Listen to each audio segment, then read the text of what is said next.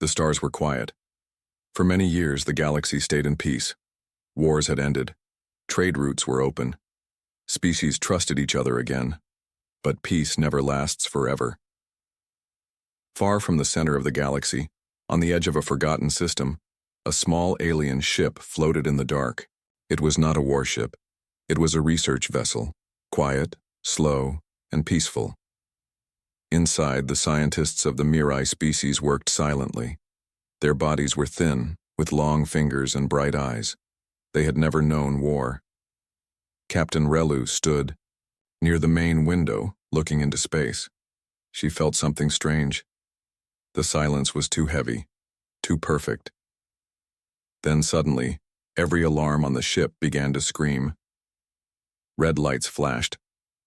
The crew ran. One of them yelled, "Unknown ship, it just appeared from nowhere." Captain Relu turned to the screen. What she saw made her heart stop. A giant black vessel, shaped like a blade, was right in front of them. It had no lights, no signal, no name. It didn't talk, it just moved slowly, coldly.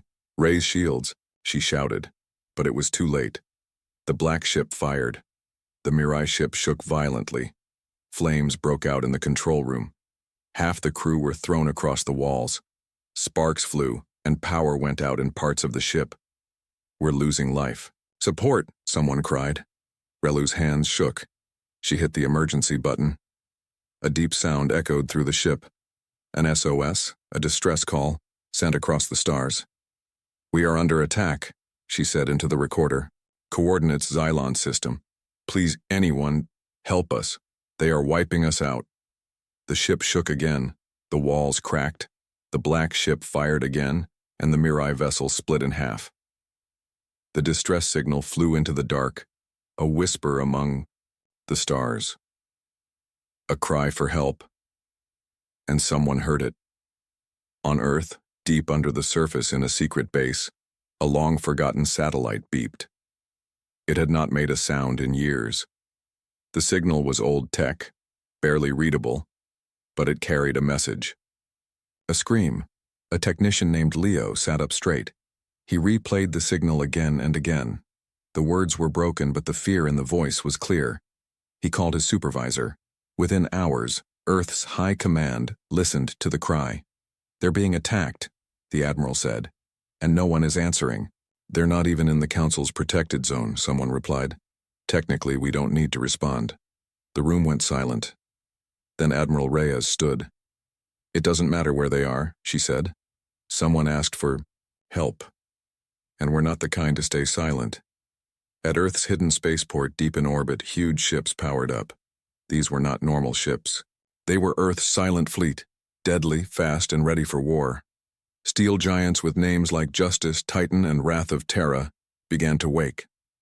Pilots were called back from rest. Soldiers in black armor loaded their weapons.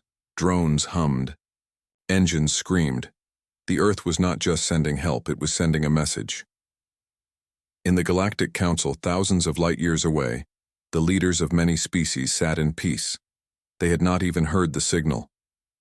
They didn't know what had happened in the Xylon system. One council member, a tall and gentle being from the Lari race, sipped a cup of leaf water. He smiled. "It has been a quiet season," he said. Another agreed. "Even the humans are silent these days." But they didn't know. They didn't see. Because while they drank in peace, the Black Blade ship moved again, destroying another research outpost. It left no survivors, and behind it, Earth's ships came. Like storms wrapped in metal, the humans flew through space. Fast, focused, silent. No negotiations, no delay.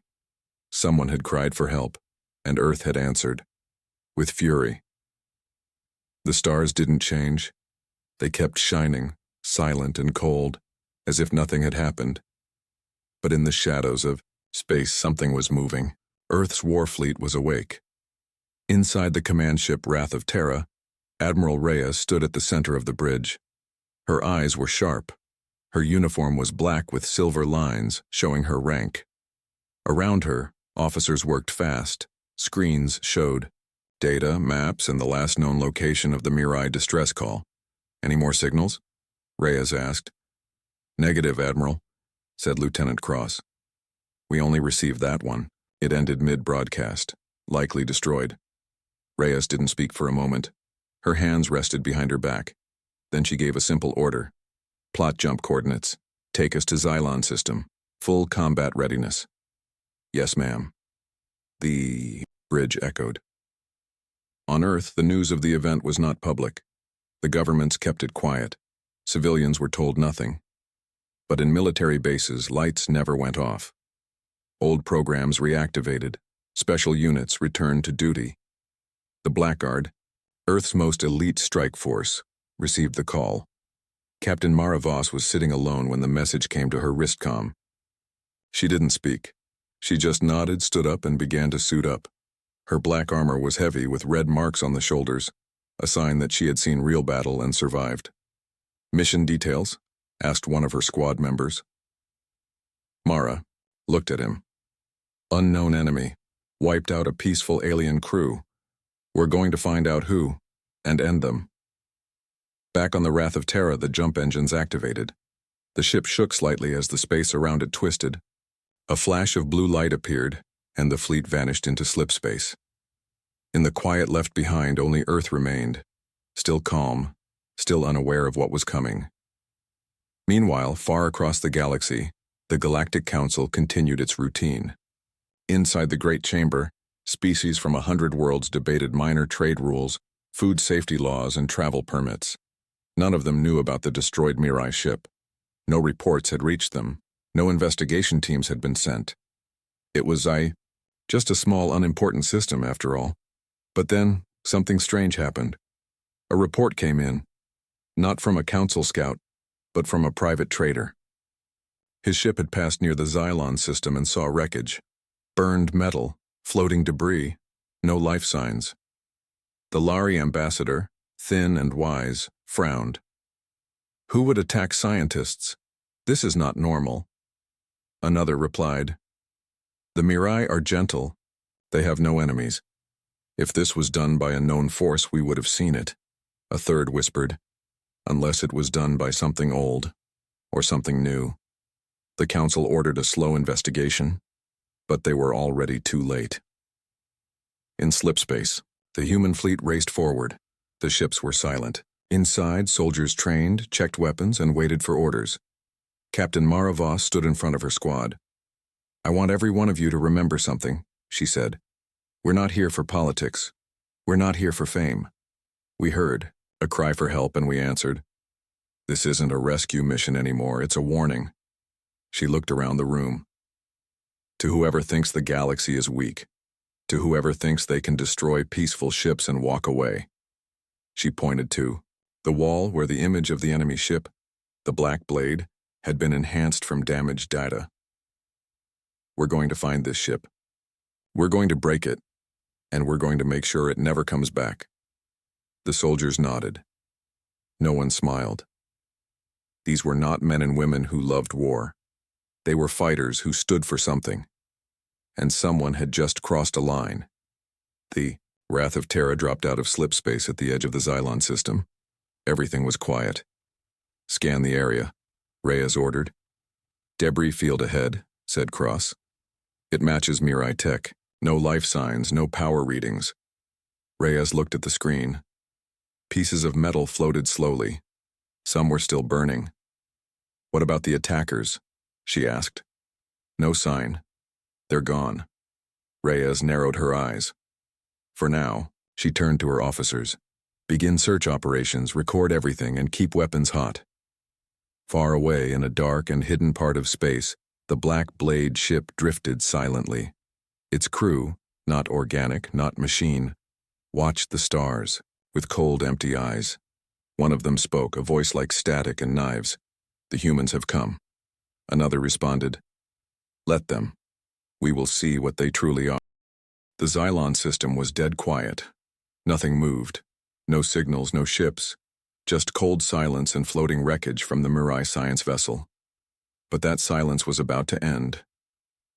One by one, Earth's warships exited slipspace like shadows rising from the dark. First came Wrath of Terra, massive and black, its surface lined with cannons and drone launchers. Then came Justice, Oathkeeper, and the heavy carrier Iron Sky. To the rest of the galaxy, humans had been quiet for decades. But now, they had returned. And they brought giants with them. Admiral Reyes stood on the bridge of Wrath of Terra. She looked at the wreckage of the Mirai ship on the screen. "Zoom in," she said. The image cleared. The ship had been torn in two. Burn marks covered the hull. Strange deep cuts ran through the metal, not from normal weapons. This was different. Precise. Clean. Cold. "Any data?" she asked. "Not much survived, ma'am," said Lieutenant Cross. "But what we pulled confirms it. The enemy used unknown tech. Fast, silent, extremely deadly. And still no life signs?" "No, Admiral. The attackers left nothing." Reyes's jaw tightened. "Then it's time we show them who we are." On board Iron Sky, Captain Mara Voss stood with her team of Blackguard soldiers inside the drop chamber. The room was filled with rows of humans in black armor, holding advanced plasma rifles and powered suits. A giant screen showed the broken Mirai ship in the distance. "First contact is over," Mara said. "Now it's search and strike." Her squad nodded. These weren't just soldiers, they were specialists, trained for combat in space, alien terrain, and hostile environments. Each one had faced death and returned. "Mission is simple," she continued. "We land on the wreckage. Look for data. Look for survivors. Look for clues. If the enemy is hiding nearby, we find them. We don't wait. We don't hesitate." The drop pods opened.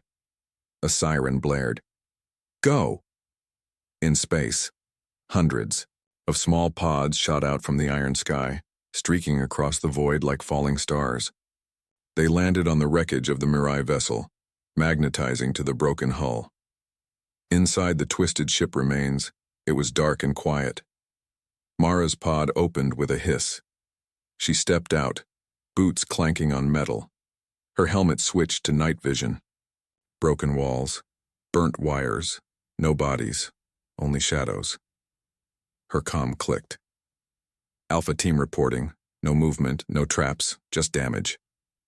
Bravo team here. We found something. A data core, barely working." Mara rushed to Bravo's location. The core was cracked but pulsing faintly. A soldier handed her a cable, and she linked it to her suit. A shaky image appeared. The final moments of the Mirai, ship screaming, alarms, the shadow of the black enemy vessel, and a single voice. "This is Captain Relu. Please." "They are static." Mara looked up. "Download everything. We take this back to the Admiral." On the Wrath of Terra, the fleet watched the scans. "No movement in the system," said a tech officer. "It's like the attackers vanished." "They didn't vanish," Admiral Reyes replied. "They're hiding, waiting, watching, but now they know we're here." She turned toward the fleet's comm. "Send a message to any listening ears in this system. Broadcast it wide." The officer blinked. "What message, ma'am?" Reyes spoke clearly.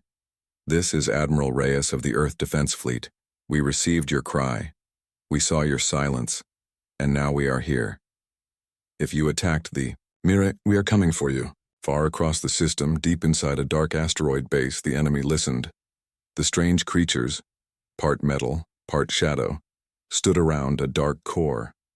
"They arrived faster than expected," one said in a voice like broken glass. "They are strong," said another, "but they do not understand what they face. The humans always bring fire, let us show them darkness." They activated something ancient and hidden. A second black blade ship began to rise from the asteroid. Silent, invisible, deadly. Back on the wreckage, Captain Mara Voss received new orders. "Prep for extraction," the voice on her comm said. "Data recovered. We're taking it to deep analysis." As the team loaded into pods, Mara looked up at the stars. Something didn't feel right. She could feel it in her bones. They weren't alone, but she didn't know yet. The hunters had just become the hunted.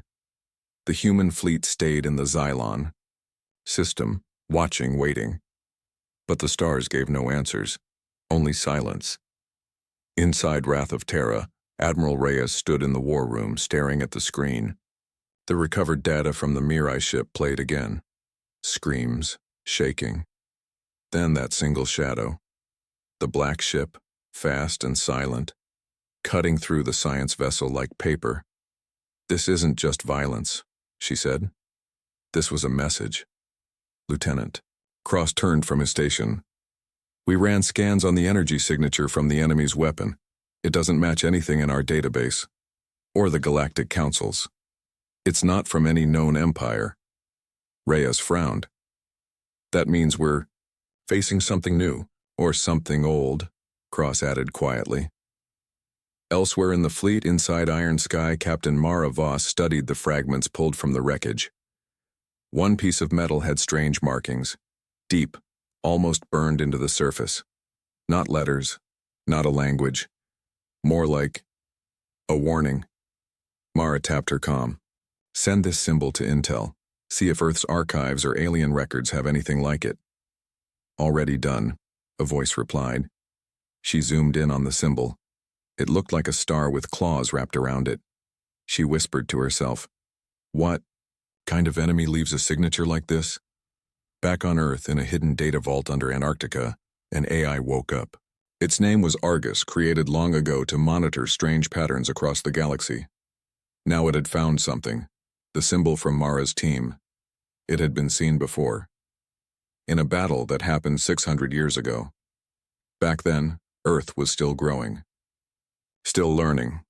A single scout ship had gone missing in deep space. Its last message showed a flash of a black blade. Nothing more. No body, no wreckage, just silence. The symbol had been scratched into the inside of the pilot's helmet, as if someone wanted it found. Now it had appeared again.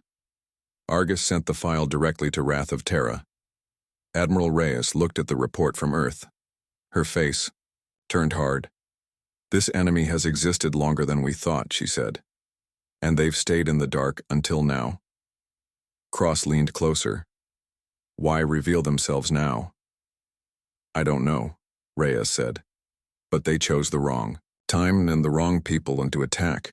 The fleet sent out drones, searching every moon, every asteroid, every dark shadow in the system. Most returned with nothing.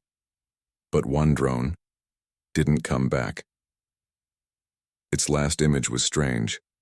A rock floating alone, but casting a shadow too big for its size, as if something was hiding under it." Mara Voss reviewed the image. "That's not a rock," she said.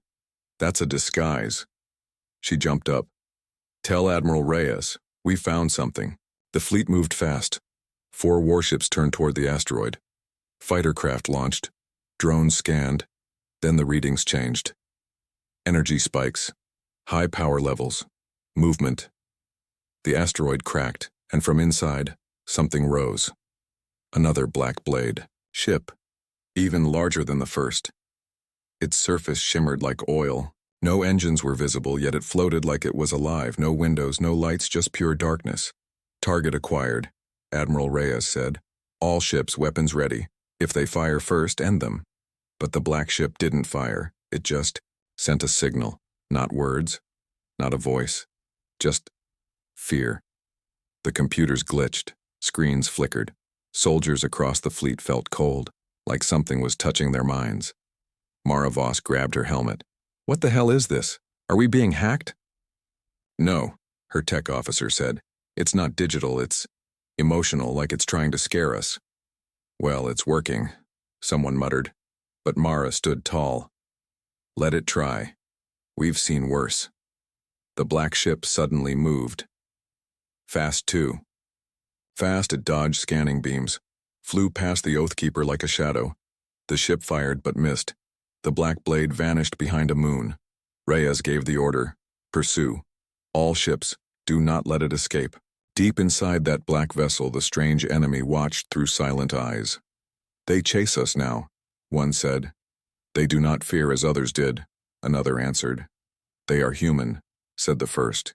"And they will learn, or they will burn." Back in orbit, Admiral Reyes watched her ships break formation to hunt the blade ship. She knew the truth now. This was not a simple enemy. This was something ancient, hidden, patient, and it had returned to test the galaxy. But it didn't. Count on one thing. Humans never run from fear.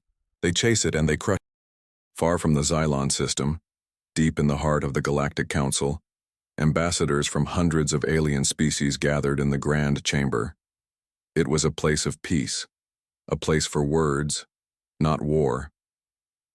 The Mirai seat was empty. For days, the Council had ignored the silence. They thought the Mirai were simply delayed, maybe a communication error. But now, Earth had sent a message. It was loud, it was clear, and it was something no one wanted to hear. The Lari ambassador stood, his long arms folded behind him, his silver eyes calm. We have just received data from the humans. The Mirai ship was destroyed. A new enemy may be responsible. Murmurs filled the chamber. The Varn speaker raised her voice. Humans always overreact. Perhaps the Mirai ship suffered an accident. The Gar ambassador, thick-skinned and slow to speak, growled softly. Then why the strange weapon marks? Why the missing bodies? Why the fear signal the humans reported? Another delegate stood. It's simple. The humans want war. They always do. Maybe they destroyed the Mirai themselves to show their power. Enough, shouted the Lari ambassador. The humans are not perfect, but they do not attack peaceful scientists. The enemy is real, and Earth's warning is serious. But the Council chose to ignore the danger. Instead of preparing, they voted to investigate slowly. They sent a small unarmed probe ship to the Xylon system. It would arrive in 2 weeks. They told the galaxy to remain calm. To Earth, they sent a polite message. Thank you for your concern. Please do not act further until Council investigation is complete. Admiral Reyes read the message in silence. Her expression didn't change. Captain Mara Voss was standing beside her on the Wrath of Terra. Well, Mara said, that's it then. They won't help. No, Reyes replied. They'll wait until it's too late. She looked out at the stars. We won't. Far away, hidden in the dark side of a moon, the enemy watched. They had listened to the Council's weak response. They had seen the humans arrive with fire, and they had made a decision. The time for hiding was over. In the outer edge of the Xylon system, a human scout ship disappeared. No explosion, no distress signal, just silence. Gone. 3 hours later, a fragment of the scout ship was found, half melted, half cut, floating slowly through space. A human pilot's helmet was inside. It was empty, on the side of the metal. That symbol again. The star wrapped in claws. But this time, it was fresh, deliberate, a message. Back on the Wrath of Terra, Admiral Reyes called a fleet-wide meeting. All ship commanders, all senior officers. Her voice came through every comm system. We warned them. They didn't listen. But we're not waiting for permission to protect our people. She paused. We found the enemy. They hide, they strike, then they vanish. They leave no survivors, no reasons, only fear. She looked directly into the camera. But we are not afraid. We are the children of Earth, born from fire, forged by war. We didn't crawl into space to be prey. We came to stand tall, and if something ancient thinks we will run, they're wrong. She raised her fist. This is not a mission, this is not revenge, this is justice. Across the fleet, soldiers prepared. Blackguard units cleaned their weapons, pilots ran checks on their fighters, engineers armed torpedoes and loaded railguns. The silent fleet of Earth began to roar. Meanwhile, back at the Council, the probe ship finally reached the edge of Xylon system. For 2 minutes, it sent back images.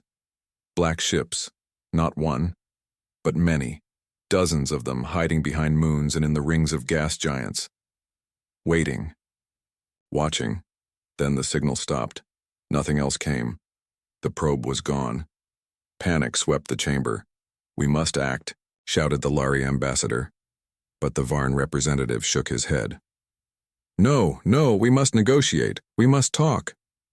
The Gar pounded the table. You don't talk to shadows, you burn them with light. Still, the council hesitated. They were good at words, but the galaxy was no longer a place for words. Back in the Xylon system, Admiral Reyes received the last images from the destroyed probe ship. She looked at the enemy fleet forming across the system. She turned to her officers. Prepare to strike. The stars looked calm, peaceful, but the humans knew better now. Across the Xylon system, Earth's fleet moved into position. Warships spread out like a net, waiting for a sign, a signal, or an attack. Admiral Reyes stood on the command bridge of Wrath of Terra. Her hands were behind her back. Her eyes watched the large tactical screen. We count 22 enemy ships, said Lieutenant Cross. No heat, no comms, but they're there, hiding in the asteroid belts and near the gas giants' rings. They want us to get close, Reyes said, but they won't like what they find. Inside the iron sky, Captain Mara Voss led her Blackguard team to the dropships. Their armor shone under the red lights, their helmets were sealed, their weapons loaded. We're dropping straight into the asteroid field, Mara said. We find one of those black blade ships. We board it. We take something alive or we get answers. Her team nodded. Not one soldier showed fear. They were human. They had learned long ago to walk into darkness with open eyes. Then it happened. The first shot. A blinding beam came from one of the black blade ships. It hit the human frigate Valor's flame, cutting through its center like a hot knife. The ship broke apart in seconds. Alarms blared across the fleet. They've started it, shouted Cross. Admiral Reyes didn't hesitate. Return fire. All ships, engage. The sky turned into fire. Human warships launched everything. Railguns roared. Plasma cannons lit the dark. Hundreds of missiles flew through space, chasing the black enemy vessels. But the enemy moved fast, like shadows. They twisted, dodged, and blinked out of radar. Then they returned fire. Black beams, silent torpedoes. A strange ripple of energy that shut down one Earth ship's power for 30 seconds, long enough for it to be torn apart. This isn't normal tech, a tech officer shouted. They're using something else, something we've never seen.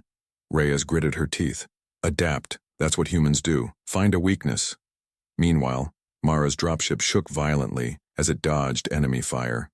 Inside, her team stayed calm. They reached one of the enemy ships, a giant black blade floating in the asteroid field. Their dropship latched onto its side. Cut through, she ordered. A plasma torch opened the hull. Inside was darkness. No lights, no sound. The air was cold, too cold. The team entered. The walls were made of strange black metal that absorbed light. Their flashlights barely worked. Then they saw movement. Not fast. Slow. Crawling. A figure stepped from the shadows. It was tall, thin, and wrong. Its face had no eyes. Its arms were long and sharp. Its skin looked like metal, and flesh had been twisted. Together, it didn't speak. It screamed, a sound that hit their minds more than their ears. Fire! Mara shouted. Bullets and plasma lit the corridor. The creature moved like smoke, dodging left and right, slashing with claws that cut through armor. One soldier was dragged into the dark. Mara fired a grenade. Boom! The hallway shook. The thing disappeared, leaving only pieces behind. What was that? One soldier asked. I don't know, Mara said. But that was just one. There are more. Keep moving. They pushed deeper into the enemy ship. Back in space, the human fleet had lost 5 ships already, but the rest kept fighting. They learned fast. One human destroyer noticed that the black ships avoided direct energy hits, but didn't respond well to magnetized metal rounds. Another ship discovered that sudden light bursts confused the enemy sensors. Soon, Earth's warships started using high-beam pulses before every volley, stunning the enemy for just long enough to hit harder. The tide was turning, then came the signal. Enemy reinforcements, a voice shouted over comms. From behind the gas giant, 15 more ships. They were hiding even deeper, Cross said. Reyes gave the command.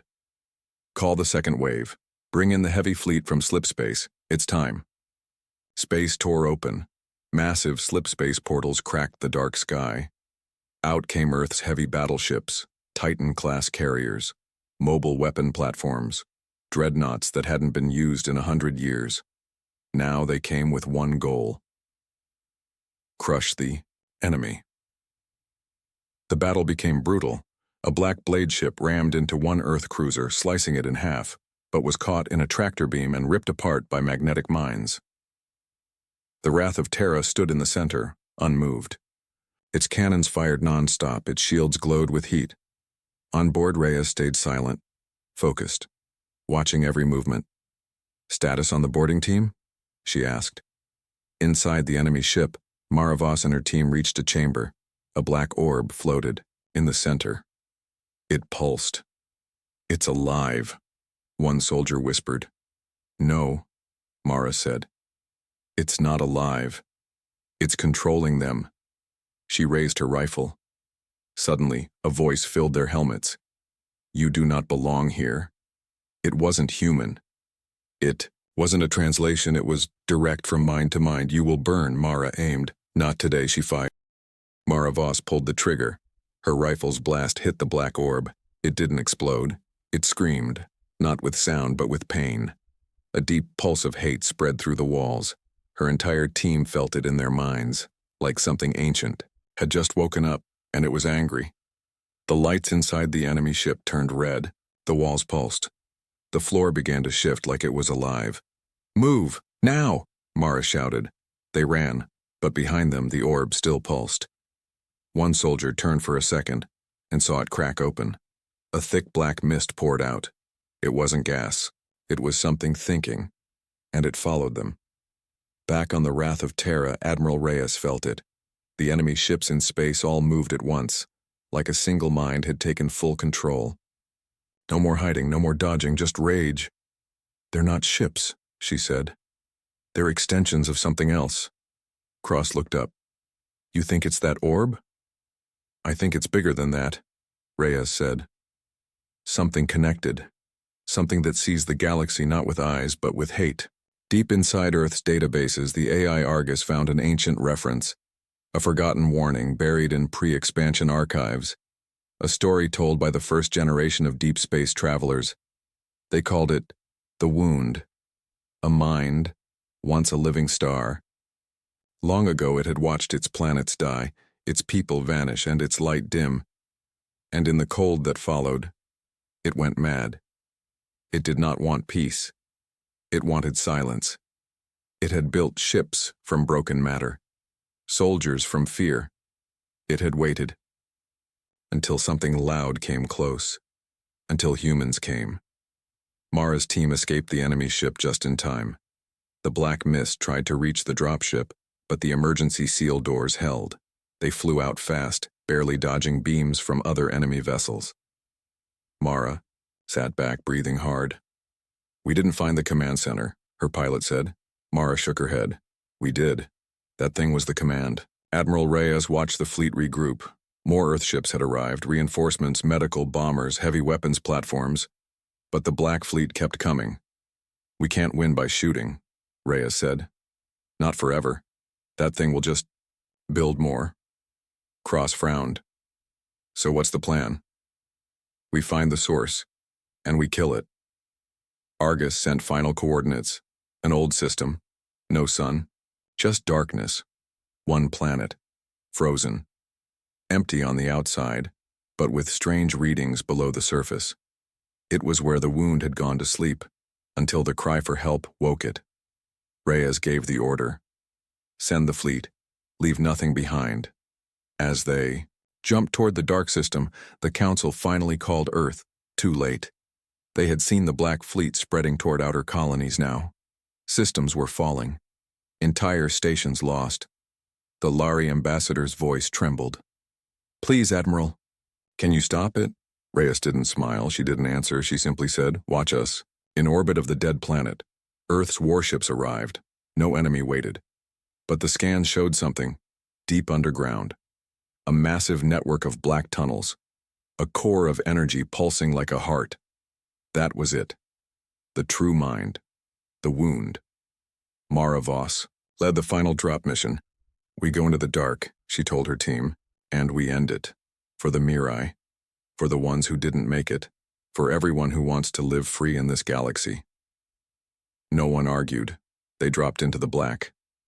The tunnels were made of the same strange metal as the blade ships. It felt alive. Hot in places, cold in others, and always. Whispering. Voices. Memories. Screams. The wound remembered pain. It fed on it. But humans didn't stop. They reached the heart. A massive chamber. In its center, a brain-like structure floated in a black sea. Wires, nerves, shadows, all feeding into it. As Mara approached, the whispers grew louder. "You should not be here," it said in her mind. "You are loud, bright, burning. You must go out." She raised her gun. "We're not going out. We're turning the lights up." Outside, Reyes gave the order. "All ships, fire on the planet's crust. Break it open. Expose the core." The fleet unleashed firepower like never before. Beams, bombs, railguns, striking the frozen world's surface. Again and again, the ground cracked. Tunnels began to fall. Inside, Mara saw the walls shake. The wound screamed. Why fight? Why not let the stars go silent again? She answered with a grenade. It landed on the core. The explosion lit the chamber in blue fire. Outside, the entire planet trembled. From orbit, the Black Fleet began to stop. One by one, the enemy ships froze. Then they cracked. Then they fell. With the mind gone, they were just shells, empty, dead. The war was not over. But the heart of it, the wound, had been destroyed, and humanity had stood in the dark and refused to fall. The wound was gone. The black planet cracked open like an egg, its dark tunnels burning in the light of Earth's fire. Across the galaxy, enemy ships that once hunted in silence now floated powerless, empty, lifeless. A quiet fell over the stars. But this time, it was not the quiet of fear. It was the quiet after the storm, the quiet of survival.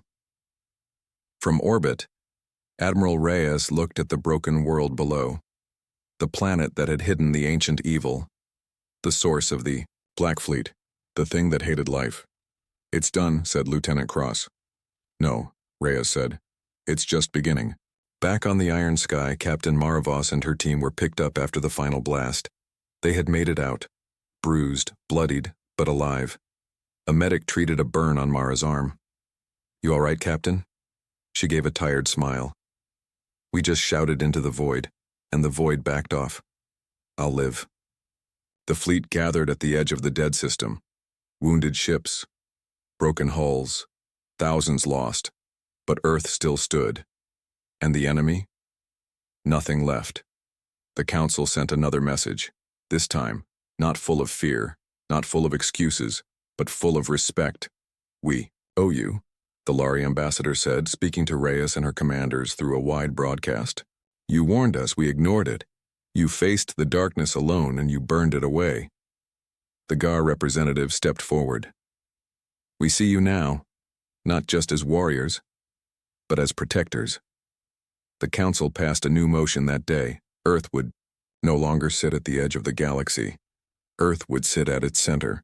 News spread fast, to mining stations near black holes, to trading colonies on distant ice worlds, to broken planets still afraid to look up.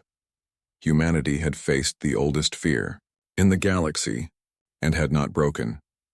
They called Earth many names now: the Forge, the Flame, the Death World that burns for life.